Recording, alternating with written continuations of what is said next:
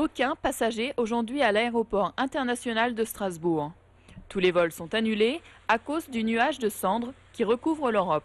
Un coup dur pour les compagnies aériennes, mais aussi pour l'aéroport qui emploie 1200 personnes. C'est une perte très importante pour l'aéroport, d'autant plus en début de saison.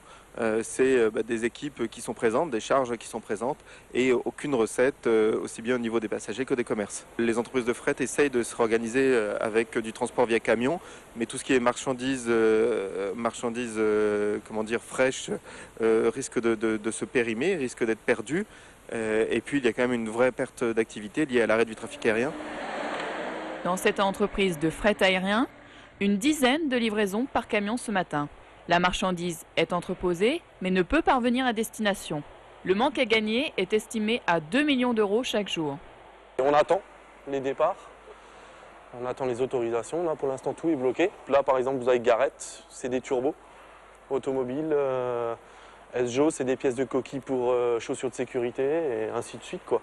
Sans les cendres, c'est simple. J'avais 12 personnes qui travaillaient aujourd'hui. Avec les cendres, aujourd'hui, nous ne sommes plus que 5.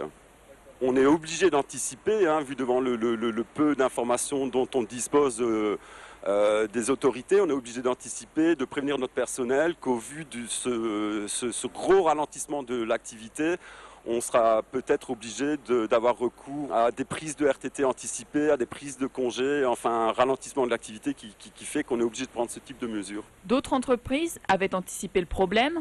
Le service aérien de la Poste a maintenu la distribution des 7 tonnes de courrier qui transitent chaque nuit par l'aéroport. Pour la Poste a prévu un plan de secours pour tout ce qui concerne son programme aviation. Donc le plan de continuité de service prévoit de mettre tout le produit sur des liaisons routières et de se caler sur une organisation existante. Les vols devraient normalement reprendre ce mardi matin à 8 h. Au-delà, les entreprises de fret seraient obligées de prendre des décisions plus drastiques vis-à-vis de leur personnel pour éviter les pertes.